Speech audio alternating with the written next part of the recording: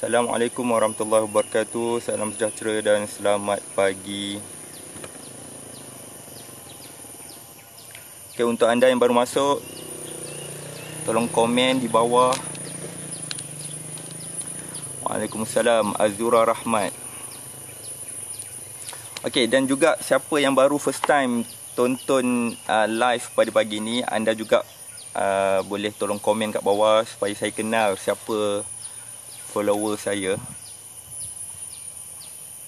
Hari ni kita dah masuk 21 Mei. Sekejap saja, pejam celik. Tak sangka PKP dah 2 bulan lebih sekejap saja. Dan dalam 3 hari lagi kita nak sambut raya. Okay, hari ni saya nak terus jawab soalan. Ada 2 soalan yang datang ni daripada Puan Zanita. Puan Zanita umur 44 tahun ya, dari Seri Kembangan. Puan Zanita ni tanya soalan berkaitan dengan gluten. Gluten, adakah gluten ni bahaya? Junaidah Hasan, waalaikumsalam, selamat pagi. Alang Mazlan, selamat pagi. Okay, ada yang first time follow kali pertama tak? Ada tak first time? Kalau ada, tolong komen. Kita nak kenal antara satu sama lain. Okey, gluten. Adakah gluten ni bahaya? Okey, sebelum saya nak cakap bahaya atau tak, kita kena tahu apa tu gluten. Gluten. Okey, gluten ni adalah gluten adalah sejenis protein. Kalau orang tanya gluten tu apa? Gluten tu adalah sejenis protein yang biasanya datang daripada makanan yang bijirin, grain food. Contohnya gandum, apa lagi, barley.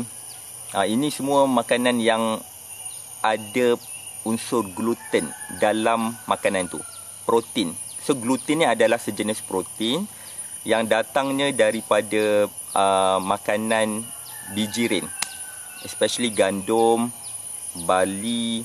So ini adalah gluten. Okay. Puan Halimah Jamal, waalaikumsalam. Rohani Ismail, saya share dari Singapura. Okey, orang Singapura ada juga beberapa orang saya kenal. Ramlah Yunus, waalaikumsalam, selamat pagi. Okey, jadi soalan daripada Puan Zanita dari Seri Kembangan ni, dia tanya berkaitan gluten. Adakah gluten ni bahaya? Okey, sebelum kita nak cerita bahaya atau tak, di gluten ni, perkataan gluten ni, dia lately ni yang very famous and very popular. Semua orang tertanya-tanya, adakah gluten ni bahaya atau tak? Bahaya atau tak? Sebelum ni kita tak pernah dengar pun. Lately ni saja orang dah semakin aware dengan kesihatan. Sama juga dengan perkataan GMO. Sebelum ni tak ada. Kalau kita perasan tahun 90-an, orang tak pernah dengar, orang tak pernah sebut-sebut pun pasal GMO lah, stem cell lah. Lately ni yang orang sebut. Kenapa orang, macam mana orang tahu benda ni? Sebab satu lagi, perkembangan teknologi, perkembangan ilmu. Sebab benda-benda ni semua ada kajian. So bila ada kajian, ada perkembangan ilmu, ada penambahan ilmu. Jadi that's why lah perkataan-perkataan ni tiba-tiba muncul. So gluten pun macam tu juga. Gluten dah ada lama, tapi orang baru tahu, orang baru concern berkaitan dengan gluten. Okey, Noraziah Mokhtar, waalaikumsalam.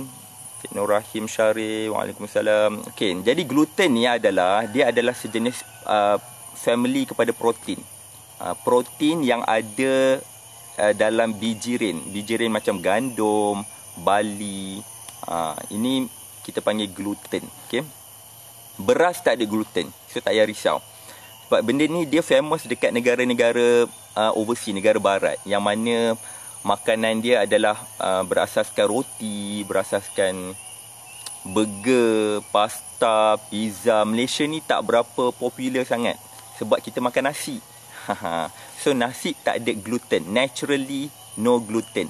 Gluten ni ada dalam protein yang ada dalam bijirin seperti gandum dengan barley. Kalau kita perasan kalau kita ambil tepung, kita letak air, kita nak buat kuih ke apa kan, kuih ke roti ke, kita guna tepung gandum tu, kita letak air kan. Contohnya kita nak buat roti canai. Okey, saya ada pengalaman buat roti canai. Okey, kita nak buat roti canai, kan kita masuk air, kan kita masuk kita letak ambil tepung, lepas tu kita masuk air, kan? Masuk air, tu kita uli. Kita nak jadikan dough tu, macam mana kita nak jadi dough tu? Kita nak uli sampai bila? Kita kena uli, kita nak kena tambah tepung sampai tepung tu dah tak melekat dekat tangan kita. Cara buat roti canai. So kita uli dough tu sampai macam mana kita nak tambah tepung lagi supaya bila kita buat nak tahu tepung tu cukup atau tak, sampai tepung tu tak melekat lagi dekat tangan. Sampai dia dah tak melekat, dia dah boleh jadi dough tu, okey, baru boleh dijadikan dough roti canai. Okey. Gluten dekat mana? Gluten tu yang memberi yang membuatkan tepung tu melekit. Stick. Membuatkan tepung tu melekat kat tangan kita tu, itu kita panggil gluten. Dia macam gum. Sebab tu kita panggil glue gum. Glue tu adalah gum lah. So gluten dia melekit. Kalau siapa yang follow IG apa namanya, Tuanku Permaisuri Agong, Hajah Aminah, Tuanku Hajah Aminah Azizah Maimunah Iskandariah. Okey. Saya follow IG Tuanku Permaisuri Agong. Dia ajar buat apa namanya, halwa maskat. Nak buat halwa maskat tu, kita kena buang dia punya gluten tu. Kita guna air tepung tu sampai kita kena basuh. Hari pertama kita saya pun tak ingatlah cara dia buat macam mana, tapi masuk hari ketiga sampai hari kelima dia basuh tepung sampai lalas dia ambil air tepung tu yang digunakan, yang macam gam-gam tu dibuang. So gam-gam tepung tu itu adalah gluten. Itu adalah protein. Jadi kanji diasinkan daripada protein yang menyebabkan tepung tu macam melekit. Itulah gluten sebenarnya. Jadi untuk anda yang tak tahu gluten, so itulah gluten. Gluten adalah sejenis protein. Protein ni ada banyak. Protein ada banyak jenis. So family kepada protein, salah satu family kepada protein adalah kita panggil gluten. Datang daripada bijiran gandum, barley. Barley biasanya kita tak beli tepung. Ada orang makan tepung barley, tapi kat Malaysia ni tak popular. Ataupun kita hanya minum barley, itu saja. Kita tak jadikan tepung buat roti. Sebab makanan ruji kita bukan roti. Jadi kita tak ada masalah benda ni.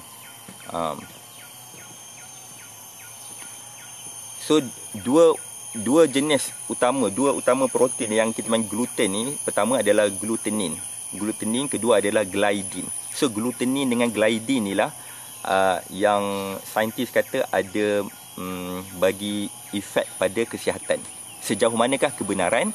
So saya search balik, rupanya dia bukan, gluten ni dia bukan bahaya pada semua orang. Sebab kadang-kadang kita makan tepung gluten, kita makan tepung yang ada gluten, tepung biasa kita makan, tak ada efek pada kesihatan. So that's it, okay. Dia bahaya pada orang yang ada celiac disease. Ni untuk yang first time dengar, ni kita panggil celiac disease. Celiac disease ni adalah satu penyakit, kita panggil penyakit, sejenis penyakit autoimun. Autoimun. Disebabkan sumber protein tu, badan tafsir benda tu sebagai benda yang asing, benda asing. Dan badan cuba serang. Jadi badan cuba serang, kita akan dapatlah penyakit-penyakit yang berkaitan dengan autoimun. Contohnya eczema.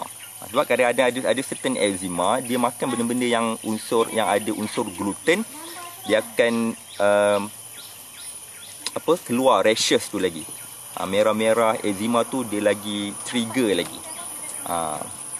So basically itu adalah gluten lah. Jadi ada orang bila makan, ada orang dia intolerant, dia intolerance pada gluten. Ada orang okey. So kita tengok certain condition pada badan. Tubuh badan tak biologically semua sama. Tapi lain orang, lain dia punya aktiviti, lain kita tak tahu, kita tak boleh nak standardize. Contohnya dalam satu family kita, mungkin dia tak suka makan tu, ni suka makan ni. So disebabkan karakter berbeza, dia punya penyakit tu pun berbeza juga, body condition pun berbeza. Jadi saya tak boleh nak cakap gluten ni bahaya. Dia bahaya pada certain condition, terutamanya adalah celiac disease. Celiac disease, gluten sensitivity, orang yang sensitif pada gluten, weight allergy, ada yang sensitif pada gandum, dan ada penyakit yang lain, penyakit yang lain lagi. Okey, apa yang dimaksudkan dengan celiac disease? Okey, celiac disease ni maksud dia ejaan dia, spell dia adalah C-E-L-I-A-C, celiac, C-E-L-I-A-C, celiac disease. Celiac disease ni adalah satu penyakit kita panggil gluten intolerance. Tak boleh ambil makanan yang ada sumber gluten. Dia basically dalam dunia ni ada 1% saja population dia. Very rare. Sebab itulah orang tak berapa nak concern sangat berkaitan dengan gluten. Saya pun kalau pergi shopping mall ke, saya tak berapa nak tengok sangat konten apa tidak mengandungi gluten free, saya tak berapa concern sangat. Yang saya concern berkaitan dengan gula, preservatif, coloring, yang tu saya concern lah. Okey, jadi celiac disease ni penyakit autoimmune. Penyakit autoimmune yang badan dia treats gluten ni, dia anggap gluten ni sebagai foreign invader. Foreign invader mana benda asing dalam tubuh badan. So bila badan dapat detect ke benda ni benda asing, so badan sedaya upaya dia akan hantar tentera untuk lawan benda tu. So bila dia hantar tentera untuk lawan benda tu, immune badan kita akan trigger. Sebab itulah kita senang orang yang immune badan trigger ni, dia kategori overreactive immune system, macam eczema. Dia bila trigger benda-benda asing, so badan akan keluar rashes untuk serang. Dia serang sebenarnya. Kita tiba-tiba keluar bintik-bintik rashes, tiba-tiba rasa itchy, gatal-gatal, tiba-tiba kita muka jadi merah. Itu sebenarnya tubuh badan sedang menyerang musuh dari luar. Dan itu adalah sejenis penyakit juga, penyakit untuk kita. Maknanya benda sangat sensitif, serang saja lebih. Orang baru buat demo, kita dah hantar jet pejuang kereta kebal. So macam tak berapa betul. Baru buat demo kot, hantarlah FRU dulu. So macam tubuh badan kita lah. Baru ada gluten je kot. Tapi kita attack, naiklah rashes, naiklah merah-merah, bengkak muka. Tu kita panggil gluten intolerance, celiac disease. So celiac disease ni dia ada banyak simptom. Okay, contohnya digestion dia, penghadaman dia kurang selesa. Kita rasa macam perut kadang-kadang rasa macam sebu. Makan tu sikit kita rasa macam sebu, kan? So dekat sini lah kita kena kenal pasti, kan? Kita tak boleh, even medical doctor pun dia tak boleh tahu okey ni elak makan ni elak. Dia tak boleh macam tu. Saya pun tak boleh cakap macam tu. Tubuh badan sendiri kena tahu. Lah, ada orang dia tak boleh makan belacan, rasa gatal-gatal. Ada orang dia tak boleh makan tepung. Kalau macam saya tak boleh minum minuman yang ada kafein. Dia tak boleh tidur. Dan dia bukan tak boleh tidur segar tu, dia rasa macam di awang-awangan. Dia macam jam, tak boleh nak fikir. Itu saya tak boleh. Sebab tu saya tak minum kopi. Saya cuba untuk suka kopi, tapi itu tak boleh, fail juga. Sebab saya tengok kawan-kawan yang minum kopi tu, dia macam wah, lifestyle dia hebat. Pergi Starbucks, beli kopi, minum kopi Starbucks, bawa tunjuk kat kita. So saya try lah. Tak boleh juga. Lala pergi Starbucks beli minuman coklat. Kopi tak ada. So certain orang lain dia punya keadaan badan. So simptom dia adalah simptom penghadaman. Penghadaman dia jadi tak lancar, perut berangin. Lepas tu dia boleh jadi tissue damage, rosak tisu pada usus kecil. Lepas tu kita akan rasa bloating. Bloating tu maksudnya perut berangin, istilah sebu, perut berangin, diarrhea, constipation, IBS syndrome, penyakit IBS, cirit-birit, sembelit. Ini semua penyakit-penyakit ni lah. Skin rashes, makan gluten dia jadi skin rashes, especially orang eczema. Tak boleh makan benda yang ada gluten. Lepas tu unexplained weight loss, maknanya tiba-tiba berat badan suddenly naik, pun ada kaitan dengan gluten juga. Sebab tu dia banyak angle.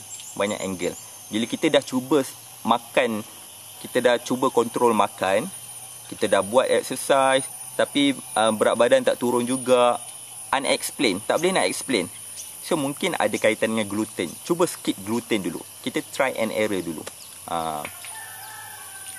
Okay, jadi itu kita panggil celiac disease. Dan juga kepenatan yang teruk, makan gluten, makan benda macam tu, kita rasa macam penat, teruk. Mungkin ada simptom anemia. Anemia pun boleh jadi disebabkan gluten juga.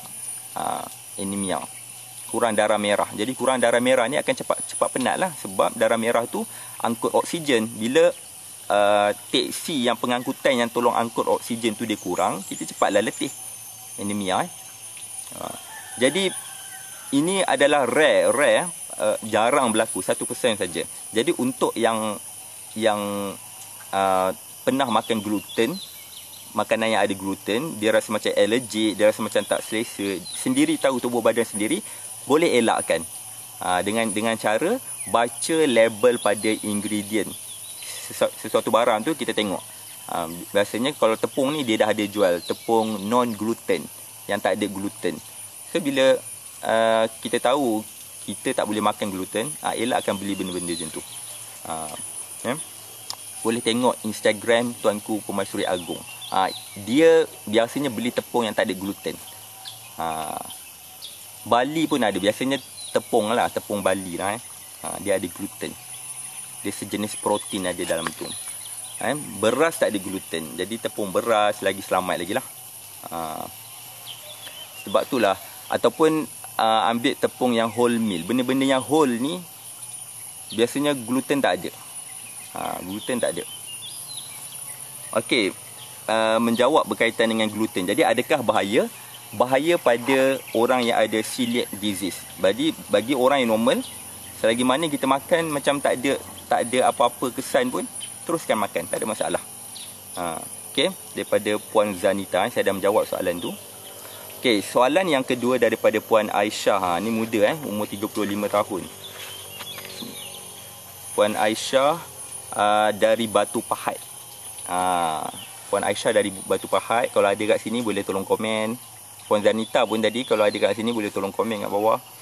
Okey, Puan Aisyah tanya berkaitan dengan cara kempiskan perut. Ini pun sebenarnya saya dah cover sebelum ni. Cara kempiskan perut. Sebelum kita nak kempiskan perut, kita kena identify apa benda yang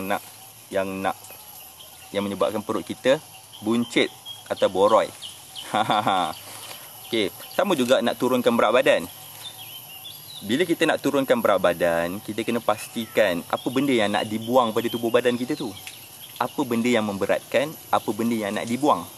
Bila kita dapat tahu, identify benda-benda yang nak dibuang dari tubuh badan supaya berat badan menurun, baru kita work on that. Kalau kita tak dapat tahu, macam mana kita nak buang? Dan kita buatlah diet yang merapu-rapu ni, kita ikut orang lain. Orang tu beli krim, panaskan, letak kat perut. Dia pun buat, dia pun beli. Dia beli roll on dekat perut, bagi panas. Dia pun beli juga, tak ada kesan. Orang tu beli minuman jus tu, dia pun beli jus juga. Orang tu beli sabun kempiskan perut, dia pun beli juga. Ni tak ada kesan. Orang tu pakai korset tu, dia pun pakai korset juga. Pun end up tak ada kesan. Dia sesak nafas saja. Tengok. Dia tak dapat tahu, tak dapat identify apa benda yang nak dibuang pada tubuh badan. Kalau anda perasan semalam banyak respon. Saya ada post dalam saya punya FB story pun ada, dalam page konsultan sihat pun ada, dalam WhatsApp pun ada. Berat badan saya terkini. Berat badan saya 56.7 semalam. Semalam 56.7. Asalnya sebelum puasa dalam 60 lebih. 61, 62 macam tu lah kan. Mana bulan puasa, sebab kita tahu apa benda yang kita nak turun. Sebab target saya bulan puasa adalah saya nak buang, saya nak buat detox, saya nak buang toksik-toksik yang tak diperlukan dalam tubuh badan saya, supaya saya rasa ringan, saya rasa sedap perut. So saya clear, very crystal clear. Saya nak buang toksik, najis-najis yang telonggok ni yang tak diperlukan. Saya tahu ada benda yang tak diperlukan dalam tubuh badan, saya nak kena buang. Lemak tak ada, it's okay. So saya tak adalah buat exercise. Kalau lemak, of course saya akan buat exercise untuk bakar lemak. Tapi tak ada lemak, so saya tahu ni benda yang berat kan ni bukan dia. Bila kita faham benda tu, baru kita boleh buang. Sebab itulah daripada 60 lebih turun 56.7. Jangan risau, saya akan naik balik. Tapi sedap lah, berada dalam keadaan sedap. Jadi turun 3 kilo, 3-4 kilo, 3-4 kilo saya boleh turun lagi. Tapi saya tak nak. Saya tahu next penurunan, katakan saya turun dalam 55, 54, 53, itu maknanya saya dah buang lemak.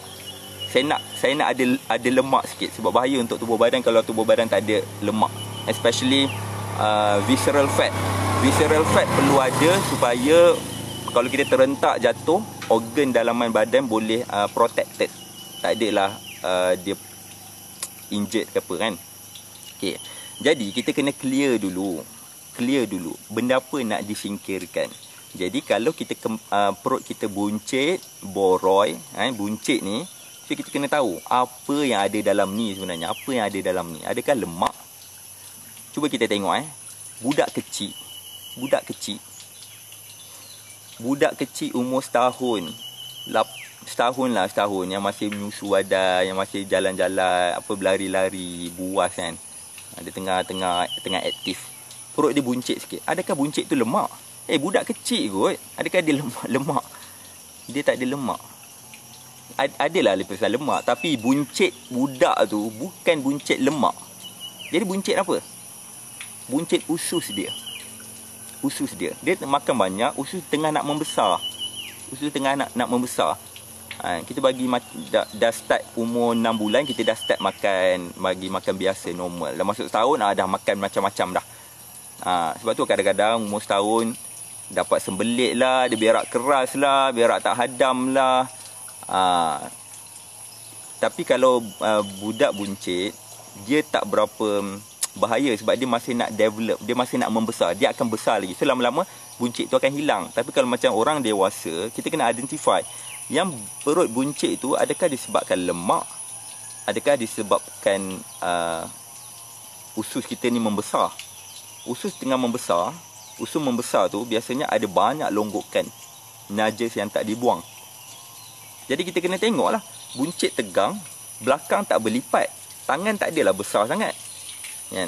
Lainlah kalau ini besar, belakang berlipat, so itu boleh jadi lemak. Tapi kalau depan je buncit, something wrong dengan usus. Okay. Jadi back to saya, semalam saya ada cerita berkaitan probiotik, prebiotik. Okay. Bila dah ambil probiotik dan prebiotik, buat detox tu, maksud kita clearkan balik, betulkan environment balik dalam usus kita. Time ni lah the best time untuk workout, untuk ajar perut kita supaya kecil. So bila dia dah clear, dia tak pandai untuk back to normal balik. Melainkan kita ada exercise sikit. Kita buat sit up, baring, duduk, baring, buat sit up, especially dekat perut. Boleh search YouTube mana-mana exercise yang melibatkan untuk perut kempis. So baru dia boleh kempiskan. Sebab perut kita ni, kalau kita nak contohnya orang ada masalah sembelit, dia dah makan buah, dia dah makan apa, tapi masih ada sembelit. So maksudnya perut dia kena rangsang, mesti ada pergerakan. Pergerakan ni kita panggil pergerakan peristaltic movement, pergerakan peristaltic movement. So usus kita ni dia kena rangsang sikit. Dia tak bergerak, dia macam ni. So ada dalam saluran usus kita tu ada najis. So macam mana kita nak keluarkan najis ni? So dia kena dirangsang. Kalau kita boleh pegang, kita jerut dia macam tu lah keluar, tapi tak boleh. So kita usap sikit. Kalau kita buang, bila kita buang air, biasakan usap sikit bahagian ari-ari, kita usap dia. ni kita rangsang pergerakan peristaltic movement ni. Sebab dia bergerak macam ni. Macam ni. So dia gerak-gerak macam ni. Benda ni akan ikutlah gerak untuk buang.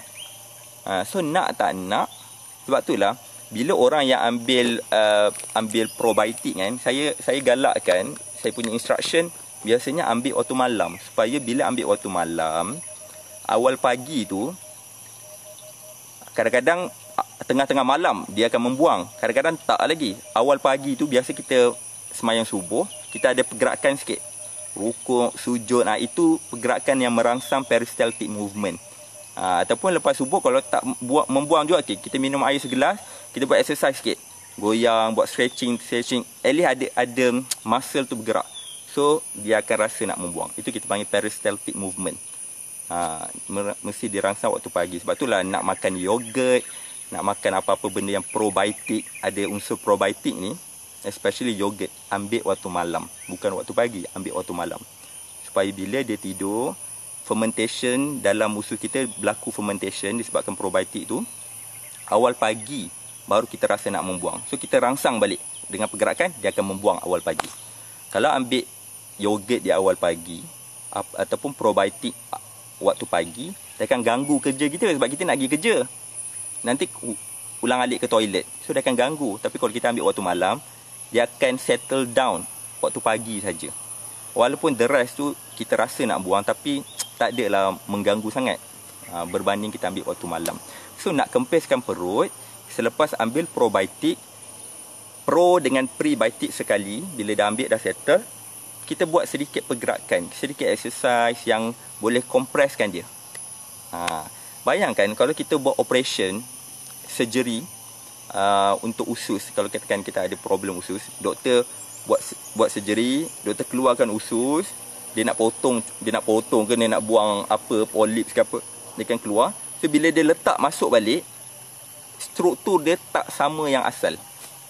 Tak boleh tak sama yang asal, sebab setiap lipatan tu dia melekat antara satu sama lain. Susunan dia pun memang dah cantik, sedia dah cantik, tapi bila kita keluarkan balik, kita nak susun back to normal design dia, tak boleh dah. Usus akan buncit. Biasanya bila buat operation, usus akan buncit sebab struktur tu dah tak betul lah. Kita dah tak susun dengan betul.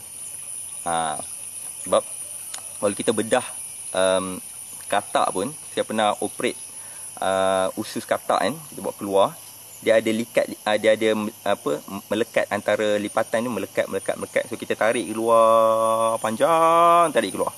Usus kita pun panjang juga. Usus kita 6 kali tinggi kita. Tinggi saya 168 cm, darab dengan 6 cm, darab dengan 6 bersamaan dengan 1008 cm. 1008 cm bersamaan dengan 10 meter. Usus saya 10 meter kalau ditarik keluar.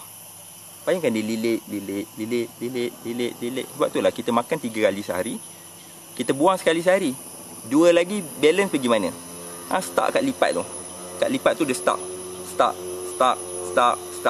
Kita makan lagi, stuck. Dah tahu makan, kita tak tahu buang, dapatlah penyakit-penyakit yang berkaitan dengan usus. Okey, saya dah jawab 2 soalan. Saya rasa cukup setakat itu saja. Sebab pukul 10 ni saya ada meeting. Meeting non-stop. Okey, Syuria Rahim, Airin Sigi, Norlida, Rohani Ismail. Okey, tolong sharekan video ni kepada yang lain. InsyaAllah kita jumpa pada esok hari. Kita ada hari ni Khamis, Jumaat, Sabtu, ada 2 hari lagi kita live. Tengok hari raya sama ada saya live atau tak. Tengok, biasanya pagi tu tak lah. Tengok mungkin ada waktu-waktu lain. Okey, itu saja daripada saya. Diharap konsen saya dapat manfaat. Selamat berpuasa, jaga kesihatan anda. Assalamualaikum warahmatullahi wabarakatuh.